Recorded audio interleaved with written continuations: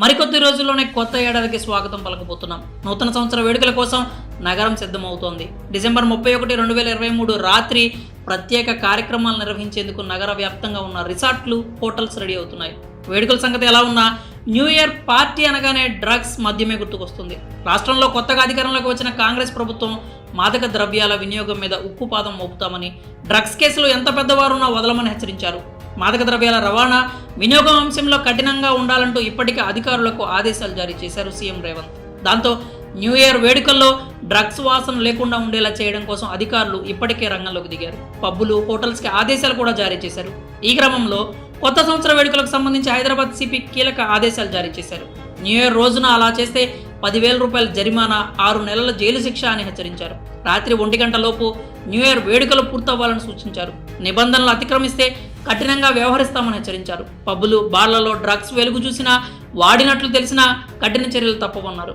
అలాగే ఆ రోజున డ్రంక్ అండ్ డ్రైవ్లో పట్టుబడితే 10,000 జరిమానా లేదంటే 6 నెలల జైలు శిక్ష ఉంటుందని సిపి కొత్తకోట శ్రీనివాసరెడ్డి హెచ్చరించారు. గతంలో న్యూ ఇయర్ వేడుకల సందర్భంగా చోటు చేసుకున్న సంఘటనలను దృష్టిలో పెట్టుకుని ఈ ఏడాది వేడుకలకు సంబంధించి రాష్ట్ర పోలీస్ శాఖ అప్రమత్తం అయింది.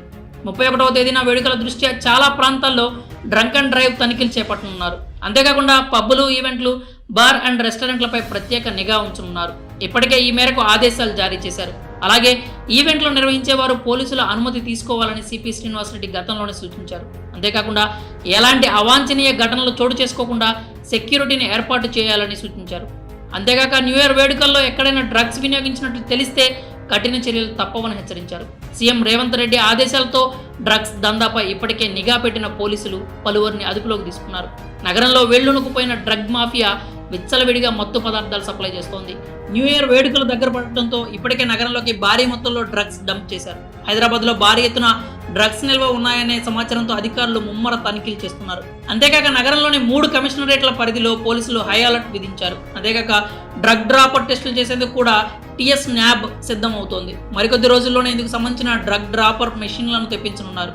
న్యూ ఇయర్ లోపు తెచ్చి అంతటా పరీక్షలు చేసేందుకు అధికారులు రెడీ అవుతున్నారు. వీటి ద్వారా లాలాజలం శాంపిల్తో క్షణాల్లో డ్రగ్ టెస్ట్ ఫలితాలు వస్తాయని అంటున్నారు. మరి న్యూ ఇయర్ రోజున మితంగా తాగి సమయానికి ఇంటికి చేరుకోండి, లేదంటే పోలీసులు జరిమానా విధించే అవకాశం కూడా ఉంది. దీన్ని మీ ఫ్రెండ్స్ సర్కిల్లో షేర్ చేసి వారిని కూడా ఒకసారి అలర్ట్ చేయండి.